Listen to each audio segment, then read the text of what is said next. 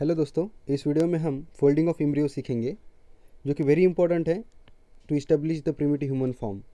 तो ये दो प्लेन्स में होता है, median plane and horizontal plane. तो पहले हम मीडियन प्लेन में देखते हैं कि फोल्डिंग होता कैसे है।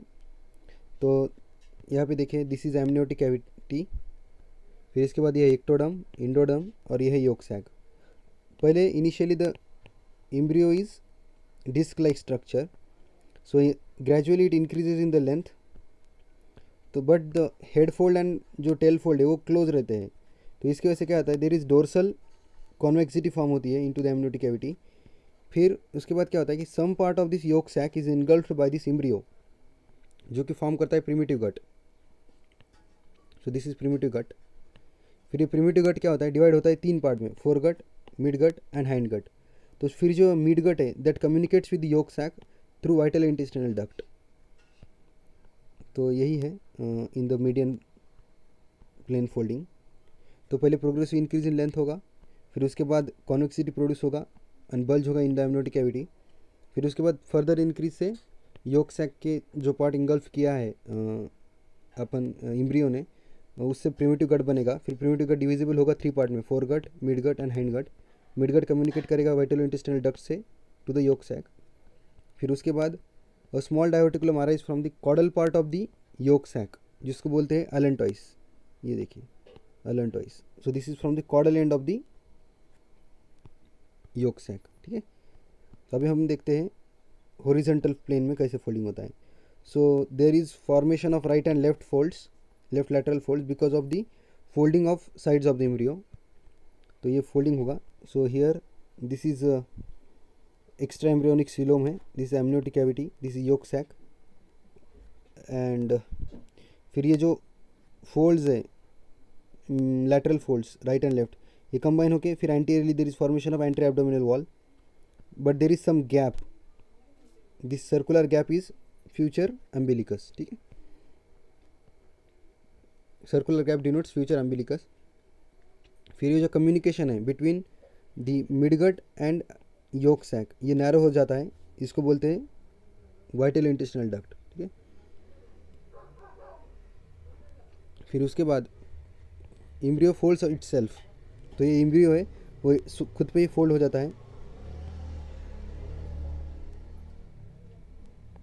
और पूरा एमनियोटिक कैविटी इंगल्फ कर जाता है एम्ब्रियो को। तो now the embryo is just floating into the amniotic cavity. ठीक है, और ये जो था एक्स्ट्रा एम्ब्रियोनिक सीलोम, ये भी ऑब्लिटर हो जाता है because of the increase in the amniotic cavity. ठीक है, तो अभी हम देखते हैं कि व्हाट आर द चेंजेस और arrangement of some important structures of embryo in craniocaudal direction before and after folding of embryo. तो पहले देखते हैं सेप्टम ट्रांसवर्सम। सो यहाँ पे देखिए सेप्टम ट्रांसवर्सम कहाँ पे लाया हो रहा है, ये क्रेनियल एंड है, ये कॉर्डल एंड है। So initially septum transversum lies cranial to the pericardial cavity and heart tube.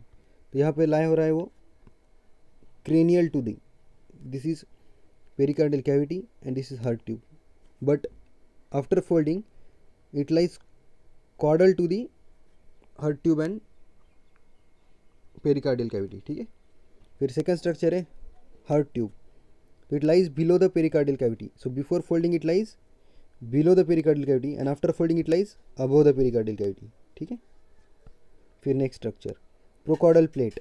So initially there is presence of this prochordal plate, ये देखिए ये प्रोकॉर्डल प्लेट है, but after folding there is no such thing called as prochordal plate, उसका बन जाता है buccopharyngeal membrane. तो यहाँ पे देखिए दिस प्रोकॉर्डल प्लेट बन गया उसका बकोफेरेंजियल मेम्ब्रेन। फिर नेक्स्ट स्ट्रक्चर है cranial part of neural plate. तो cranial part of neural plate lies above and behind the primitive buccopharyngeal membrane, but after the folding this neural plate and notochord lies above but lies in front of the buccopharyngeal membrane and forms most of the cranial structures of the embryo. So यहाँ पर so initially it was above and behind, but now it is above and in front and forms major structure of the embryo, major cranial structure of the embryo. Now next is yolk sac. Yolk sac lies below the embryo, but now here after folding most of the yolk sac is taken up with embryo to form primitive gut. तो पहले yolk sac lies below the embryo, but after folding this most of the yolk sac is taken up by the embryo to form primitive gut. ठीक है. फिर allantois. तो allantois directed caudally और फिर after folding it directed ventrally. तो before folding it was directed caudally, but after folding ये देखिए ventrally direct कर रहा है. ठीक है. So this was all about the folding of the embryo. ठीक है. Thank you so much.